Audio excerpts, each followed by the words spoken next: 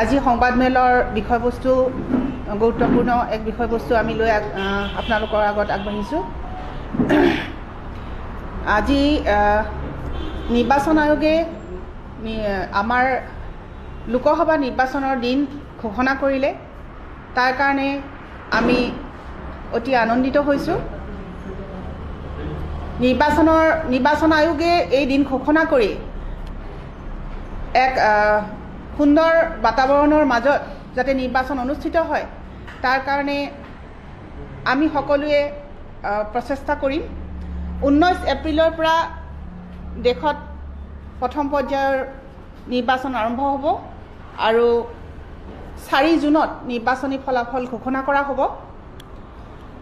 অসমতো 19 এপ্ৰিল, 26 এপ্ৰিল, 7 মে'ত নিৰ্বাচন হ'ব আৰু মনোনয়ন দাখিলৰ অন্তিম দিন হ'ব 27 মাৰ্চ।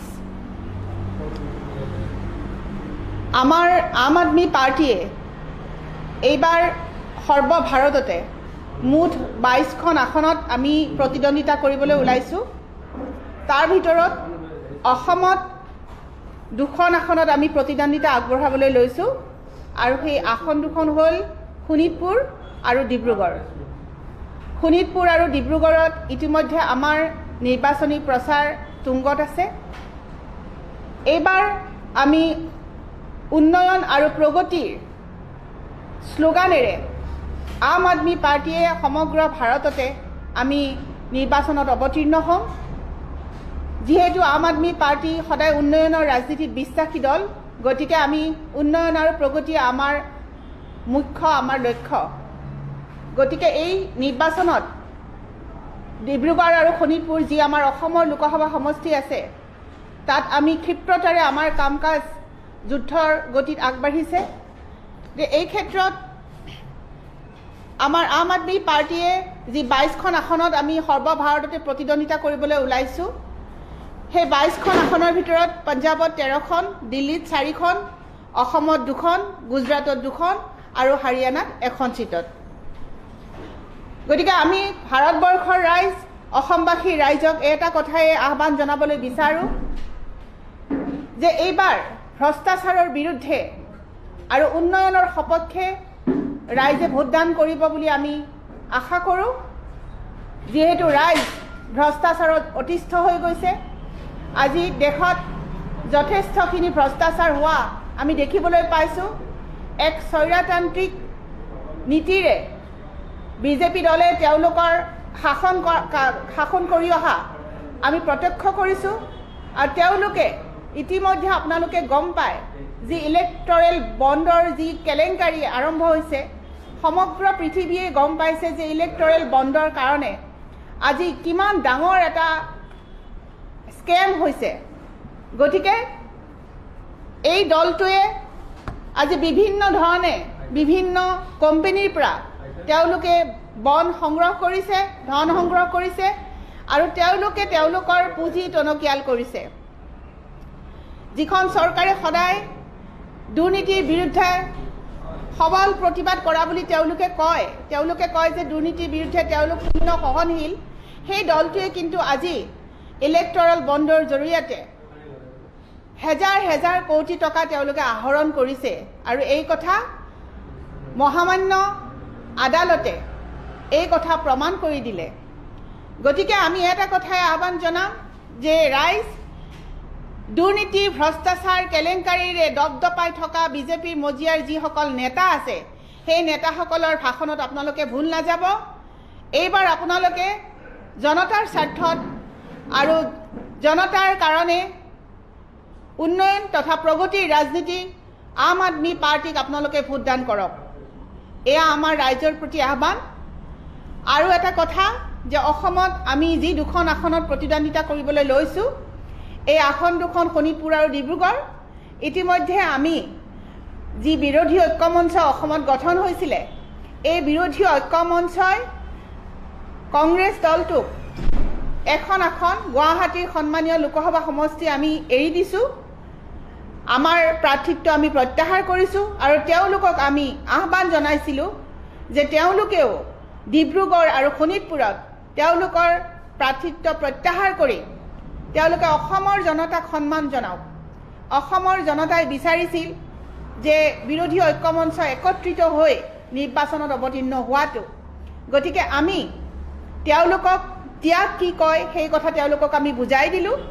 এতিয়া কংগ্ৰেছ দলটোৱে ত্যাগ কৰি দেখুৱাব লাগে। হাতত সময় এতিয়াও যথেষ্ট আছে, যিহেতু মনোনয়ন পত্ৰ দাখিলৰ কাৰণে আমাৰ হাতত যথেষ্টখিনি সময় আছে। গতিকে কংগ্ৰেছ দলৰ হাতত এতিয়াও সময় আছে যে তেওঁলোকৰ প্ৰাৰ্থিত্ব প্ৰত্যাহাৰ কৰি বহল মনৰ পৰিচয় দিয়ক আৰু আমাক বিৰোধী বিজেপিক পৰাস্ত কৰিবৰ কাৰণে আমাক যিখিনি শক্তি লাগে সেই শক্তিখিনি যাতে আমি আহৰণ কৰিব পাৰোঁ, তাৰ কাৰণে তেওঁলোকে প্ৰাৰ্থিত্ব প্ৰত্যাহাৰ কৰক। এইখিনি আমাৰ আহ্বান। গতিকে বৰ্তমান সময়ত আমি অসমৰ উন্নয়ন তথা অসমৰ যি জাতি জনগোষ্ঠীৰ সমস্যা, আজি যি ভাষাৰ সমস্যা হৈছে, যি শিক্ষা ব্যৱস্থাৰ দ্ৰুত অৱনতি ঘটিছে, স্বাস্থ্য খণ্ডৰ যি দ্ৰুত অৱনতি ঘটিছে, আজি আমাৰ জনজাতীয় সমস্যাৰ পৰা আৰম্ভ কৰি সীমা সমস্যালৈকে সকলো অসমৰ সমস্যা আজি বিজেপি চৰকাৰখনে অষ্টলক্ষী বুলি কৈ বাৰে বাৰে প্ৰতাৰণা কৰি আহিছে। আজি কাৰ ক্ষেত্ৰতে দেখিবলৈ পাইছে যে যিজন প্ৰধানমন্ত্ৰীয়ে কৈছিলে যে 16 মে'ত বিদেশীয়ে টালি টোপোলা বান্ধি যাব লাগিব, সেইগৰাকী প্ৰধানমন্ত্ৰীয়ে কিন্তু আজি অসম চুক্তিক নস্যাৎ কৰি কাৰ নিচিনা এখন আইন আমাৰ মাজত জাপি দিলে। গতিকে আমি আম আদমি পাৰ্টীয়ে সদায় এই কাৰ্যৰ বিৰোধিতা কৰি আহিছোঁ। আমি কেতিয়াও মনা নাই আৰু নেমানো। আম আদমি পাৰ্টীয়ে অসমৰ স্বাৰ্থ, অসমৰ জনতাৰ সুৰক্ষা, অসমৰ ভাষা কৃষ্টি ৰক্ষাৰ কাৰণে যি ধৰণে আগবাঢ়িব লাগে সেই ধৰণে আগবাঢ়িব আৰু তাকে ৰক্ষা কৰি আমি দুটা সমষ্টিত আমাৰ প্ৰাৰ্থিত্ব আগবঢ়াইছোঁ, যাতে আমাৰ প্ৰাৰ্থী দুগৰাকীয়ে দিল্লীৰ সংসদ ভৱনত গৈ অসমৰ যি বৃহৎ সমস্যা, এই সমস্যাৰাজিক ৰাইজৰ আগত দাঙি ধৰিব পাৰে আৰু তেওঁলোকৰ অভাৱ অভিযোগসমূহ দূৰ কৰিব পাৰে। গতিকে আমি পুনৰবাৰ নিৰ্বাচন আয়োগলৈ ধন্যবাদ জনাইছোঁ।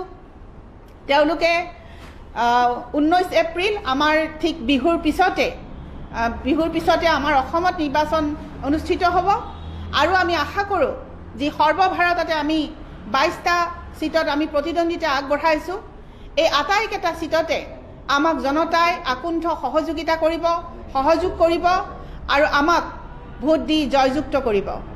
ধন্যবাদ। প্ৰায় সংখ্যক পলিটিকেল পাৰ্টীয়ে ৰাজনৈতিক দলসমূহে কৈছিল যে বিহুৰ আগত নিৰ্বাচনটো হ'ব লাগে। এতিয়া যিহেতু বিহুৰ পিছত হ'বলৈ গৈ আছে, আপোনালোকৰ কিবা অসন্তুষ্টি বা কিবা থাকিব? বিহুৰ আগত হ'লেতো চবেই ভাল পাব, আমিও ভাল পাওঁ, কিন্তু সন্মানীয় নিৰ্বাচন আয়োগে যিটো সিদ্ধান্ত লৈছে সেইটো তেওঁলোকে নিশ্চয় ভাবি চিন্তি লৈছে, কাৰণ কেইবাটাও ফেজত নিৰ্বাচন অনুষ্ঠিত হ'ব, 3টাকৈ পৰ্যায়ত নিৰ্বাচন অনুষ্ঠিত হ'ব। গতিকে সময়টো তেওঁলোকে চাগে মিলাই লৈছে আৰু সেইমতে কৰিছে। যি নহওক ভালেই লাগিব, বিহুৰ মাজতে আমিও নিৰ্বাচনী প্ৰচাৰত ব্যস্ত থাকিব পাৰিম আৰু অসমৰ ৰাইজক, সকলো শ্ৰেণীৰ ৰাইজকে আমাৰ লগ পোৱাৰ সৌভাগ্য হ'ব। গতিকে আমাৰ পাৰ্টীৰ ফালৰ পৰা আমাৰ একো অসুবিধা নহয় বুলি আমি ভাবোঁ। যিহেতু দিনবাৰ ঘোষণা হ'ল, সকলো সক্ৰিয় দলসমূহে নিৰ্বাচনী প্ৰচাৰত নামিছে, কিন্তু এতিয়াও আপোনালোকৰ দুখন আসনক লৈ এতিয়াও বিৰোধী ঐক্যত যে ঐক্যমত পোৱা নাই, বেলেগকৈ কৰি আছে। ধৰক আপোনালোকে দিছে দুখনত, এতিয়াও আপোনালোকে কংগ্ৰেছক আহ্বান কৰি থাকিবলগীয়া এটা পৰিস্থিতি হৈছে। সেয়াই আপোনালোকক অলপ বিৰোধী ঐক্যক অসুবিধাত নেপেলাব জানো? চাওক, কথাটো এনেকুৱা ধৰণৰ, যাৰ বেছি শক্তি আছে তেওঁৱে জয়যুক্ত হ'ব, এইটো সত্য কথা। এতিয়া কথা হ'ল কি, আমি কংগ্ৰেছৰ লগত বিৰোধী ঐক্যমঞ্চ, আপোনালোকেতো সকলো কথা বিশদভাৱে জানে, কেইবালানিও আলোচনা হৈছিলে আৰু বহুত মাহ, 7-8 মাহ ধৰি আলোচনা হৈছে, মিটিং হৈছে আৰু তেওঁলোকক আমি বাৰ বাৰ কৈছিলোঁ যে আমি প্ৰথমতে 3খন সিটত খেলাৰ কথা আছিলে, কিন্তু পিছত আমি এটা প্ৰাৰ্থিত্ব আমি উঠাই ল'লোঁ আৰু সেইটো তেওঁলোকক আচলতে আমি এটা অসমৰ জনসাধাৰণৰ যি মতামত, তেওঁলোকৰ জনসাধাৰণৰ মতামতৰ প্ৰতি শ্ৰদ্ধা জনাই আমি কংগ্ৰেছক আহ্বান জনাইছোঁ।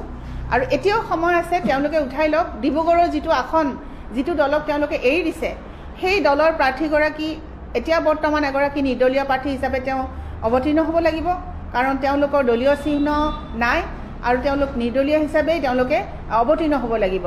গতিকে ক্ষতিগ্ৰস্ত কোন হ'ব সেই কথাটো কংগ্ৰেছ দলে এবাৰ ভাবি চোৱাটো উচিত। ক্ষতিগ্ৰস্ত কোন হ'ব? যে অসমৰ ৰাইজে যি বিচাৰিছিলে, বিজেপিক পৰাভূত কৰাৰ কথাত অসমৰ ৰাইজে মতদান দিছিলে যে বিৰোধী ঐক্য হ'ব লাগে। গতিকে বিজেপিক যদি আমি পৰাভূত কৰিব লগা হয় তেনেহ'লে যাৰ য'ত শক্তি বেছি আছে সেই দলক তাত সুবিধা দিয়াটো উচিত হ'বনে নহয় বাৰু? গতিকে কংগ্ৰেছ দলে এই কথাটো এতিয়াও উপলব্ধি কৰাৰ সময় যথেষ্ট আছে। ভূপেন বৰা ডাঙৰীয়ালৈ আমি এতিয়াও আহ্বান জনাওঁ যে এতিয়াও বিবেচনা কৰক, আৰু যিহেতু আমি আম আদমি পাৰ্টীয়ে এখন চিট তেওঁলোকলৈ আমি এৰি দিলোঁ, গতিকে তেওঁলোকেও আমাক সন্মান জনায়, তেওঁলোকেও 2খন চিটত তেওঁলোকৰ প্ৰাৰ্থী প্ৰত্যাহাৰ কৰক। যেহেতু এতিয়া ঘোষণা কৰিছে আপুনি যিহেতু প্ৰথমতে ক'লে, তাৰ সমান্তৰালকৈ আপৰ পৰা বহুতো যেতিয়া পদত্যাগ কৰিছে বা বেলেগ দলত যোগ কৰিছে, সেই ক্ষেত্ৰত আপোনালোকৰ কিবা ক্ষতি হ'ব বুলি ভাবেনে? নাই, বৰ বিশেষ একো ক্ষতি নহয়। কাৰণ চাওক, ৰাজনৈতিক দলত এজন দুজন মানুহ নহয়, বহুত মানুহ থাকে, আৰু বহুত মানুহ লগ হৈহে এটা ৰাজনৈতিক দল হয়। তাত কৰ্মীসকল কেতিয়াবা ক্ষুণ্ণ হয়, বিভিন্ন কাৰণত বেয়া পায়, আৰু বা তেওঁলোকে ক'ৰবাত বেলেগ দলত তেওঁলোকে নিজে কমফৰ্টেবল ফিল কৰে, গতিকে তেওঁলোকে তালৈ যাব পাৰে। সেইটোত আমাৰ কোনো ক'বলগীয়া নাই, তেওঁলোকৰ ব্যক্তিগত সিদ্ধান্ত। কিন্তু 2-এজন কৰ্মী ওলাই গ'লে দলৰ সাংঘাতিক ক্ষতি হ'ব বুলি আমি নাভাবোঁ। আৰু বৰ্তমানো আমাৰ দলত যথেষ্ট সক্ৰিয় তথা খুব সততাৰে কাম কৰি থকা মানুহ আছে, যিসকলে আজি সততাৰে আম আদমি পাৰ্টীত কাম কৰি আছে আৰু দলক আগবঢ়াই নিয়াত এটা শূন্য অৱস্থাৰ পৰাই আজি যিটো আমাৰ অসমত আম আদমি পাৰ্টীৰ স্থিতি, সেই স্থিতিটোলৈকে অহালৈকে আমাৰ যিসকল সততাৰে নিষ্ঠাৰে কাম কৰি থকা আমাৰ কৰ্মী আছে, সেই কৰ্মীসকলক আমি যথেষ্ট সন্মানেৰে জনাওঁ যে তেওঁলোকৰ কাৰণেহে আমি আজি আম আদমি পাৰ্টীয়ে 2টাকৈ আমি লোকসভাৰ প্ৰাৰ্থী দিবলৈ সক্ষম হৈছোঁ।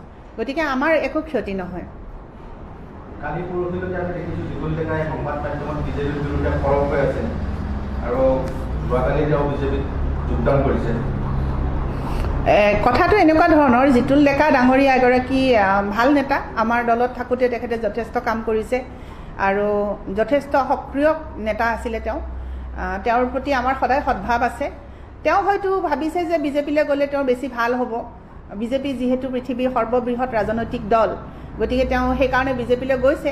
আৰু এটা কথা ঠিক যে যিকোনো দল যেতিয়া মানুহে এৰে, নিশ্চয়কৈ একেদিনাই এটা সিদ্ধান্ত নলয়। এই সিদ্ধান্ত তেওঁ চাগে বহুদিনীয়া আগতেই সিদ্ধান্ত লোৱা আছিলে, কিন্তু আমি নাজানো সেইখিনি কথা। কিন্তু তেওঁ একেদিনাই যোৱা নাই, গতিকে তেখেতৰ নিশ্চয় কিবা এটা দীঘলীয়া পৰিকল্পনা থাকিব পাৰে, আৰু তেওঁ য'ত গৈছে তাত তেওঁ ভালদৰে কাম কাজ কৰক, সেইটোৱে আমি বিচাৰোঁ। ইয়াৰ অৰ্থটো যিটো লেকে আচলতে আপোনালোকৰ দলীয় ভিতৰত বা দলৰ কিবা আশা কৰি পেলাই নিৰাশা হৈছিলে নেকি? তেনেকুৱা কিবা লোভ বা কিবা আছিলে নেকি, যিটো নেকি এই দলৰ পৰা পোৱা নাছিলে কাৰণে সেইটো তেওঁ জানিব। কিন্তু আম আদমি পাৰ্টীত আপোনালোকে জানে, আম আদমি পাৰ্টী সাধাৰণ মানুহৰ দল। আমি সাধাৰণ মানুহ, আমি নিষ্ঠাৰে কাম কৰি আছোঁ। চাওক, বিজেপিৰ নিচিনা আমাৰ ইলেক্টৰেল বণ্ডৰ ইমান টকা নাই। বিজেপিয়ে যেনেকৈ দুৰ্নীতি ভ্ৰষ্টাচাৰ কৰি আজি বিভিন্ন নেতাক তেওঁলোকে CBI ED লগাই পেলাই তেওঁলোকে মুখ বন্ধ কৰি তেওঁলোকৰ পৰা টকা লৈ দল চলাই আছে, তেনেকুৱা পইচা আমাৰ দলত নাই। তথাপিও আমাৰ দলৰ 4গৰাকীকৈ নেতাক জেলত বন্দী কৰি ৰাখিছে। আমাৰ নেতা অৰবিন্দ কেজৰিৱাল ডাঙৰীয়া ইমানেই সৎ মানুহ যে তেওঁ ইমান কৰাৰ পিছতো তেওঁ আঁঠু লোৱা নাই বিজেপি দলৰ ওচৰত। গতিকে জিতুল ডেকা ডাঙৰীয়াই তেনেকুৱা এটা দলৰ এজন কৰ্মী আছিলে। তেওঁ আচলতে গৌৰৱান্বিত হোৱাটো উচিত আছিলে যে অৰবিন্দ কেজৰিৱালৰ নিচিনা এজন সেনাপতি আমাৰ আছে, যি নেকি নিজৰ মৰ্যাদা বুজি পায়, যি নেকি গৌৰৱেৰে বুকু ফিন্দাই থাকে, তেনেকুৱা এটা দলৰ তেওঁ এজন সদস্য আছিলে। গতিকে এটা দুৰ্নীতিৰে ভ্ৰষ্টাচাৰেৰে ভৰি থকা দল এটা বিজেপি দল, অহংকাৰী দল এটা, সেই দলটোলৈ যোৱাৰ তেওঁৰ যদি কিবা ব্যক্তিগত কাৰণ আছে আমি নাজানো, কিন্তু আমাৰ দলত তেখেতে যথেষ্ট সন্মান পাইছিলে, যথেষ্ট তেখেতৰ ভাল সন্মান দিছিলে দলে, আৰু তেখেতক যথেষ্টখিনি আগবঢ়াই দিছিলে। আজি আমাৰ দলতেই তেওঁ চিনি পাইছে মানুহে। ইয়াৰ আগতে জিতুল ডেকাক হয়তো আপোনালোকেও জনা নাছিলে, কিন্তু আম আদমি পাৰ্টীত অহাৰ পিছত জিতুল ডেকাই যথেষ্টখিনি মানুহে চিনি পাইছে। গতিকে সেইটো তেখেতে কি ভাবি গৈছে আমি নাজানো, আৰু তেওঁৰ ব্যক্তিগত বিষয়ত আমাৰ ক'বলগীয়া একো নাই। কালি আব্দুল খালেকে কৈছে আপোনালোকে আব্দুল খালেকক আপত যোগদানৰ বাবে প্ৰস্তাৱ দিছে বুলি, কিমানটো সত্য কথা? চাওক, কথাটো এনেকুৱা, এতিয়া নিৰ্বাচনৰ সময়ত আপোনাৰ বিভিন্ন নেতাই যোগাযোগ কৰে, এইটো একেবাৰে মিছা কথা নহয়, আৰু কৰিবই, স্বাভাৱিক কথা। কোনোবাই ক'ৰবাত সুবিধা সুযোগ পোৱা নাই, কোনোবাই ক'ৰবাত সন্মান পোৱা নাই, নাপায় বুলি ভাবে নিজে, গতিকে তেওঁলোকে আহিব বিচাৰে। আৰু অৰবিন্দ কেজৰিৱালৰ যি সততাৰ ৰাজনীতি, সেই ৰাজনীতিৰ প্ৰতি ভাল মানুহখিনিহে আকৰ্ষিত হয়। যিখিনি মানুহে দুৰ্নীতি কেলেংকাৰী ভ্ৰষ্টাচাৰ থাকে তেওঁলোকে আকৰ্ষিত নহয় গতিকে কোনোবাই যোগাযোগ কৰিব পাৰে দলীয়ভাৱে আমি শিক্ষণ নেতৃত্বৰ সৈতে যদি যোগাযোগ কৰিছে সেই বিষয়ে আমি সিমান জ্ঞাত নহয় আমি যিমানখিনি জানো যে বৰ্তমান সময়ত কিন্তু বিভিন্ন মানুহে আম আদমি পাৰ্টিৰ প্ৰতি আকৰ্ষিত হৈ আছে আৰু তেওঁলোক আহিবলৈ বিচাৰি আছে আমিও তেওঁলোকক অভিনন্দন জনাম যদি আমাৰ দললৈ আহে কাৰণ ৰাজনৈতিক দলত সকলো মানুহৰ কাৰণে দুৱাৰ খোলা থাকে ৰাজনীতি কৰা মানুহৰ কাৰণে গতিকে ৰাজনীতি কৰা মানুহসকলে ৰাজনীতি কৰিবই সেয়া য'ত থাকিলেও কৰিব আমাৰ দলত থাকিলেও কৰিব বেলেগত থাকিলেও কৰিব এইটো মই আপোনাক এই মুহূৰ্তত ক'ব পৰা নাই কাৰণ এই বিষয়টো আচলতে মোৰ ইমান জ্ঞাত নহয় আব্দুল খালেক ডাঙৰীয়াই যদি আমাৰ শিক্ষণ নেতৃত্বৰ সৈতে যোগাযোগ কৰিছে তেনেহ'লে সেইটো আপোনালোকে অতি সোনকালে গম পাব তেওঁ যদি আমাৰ দললৈ আহে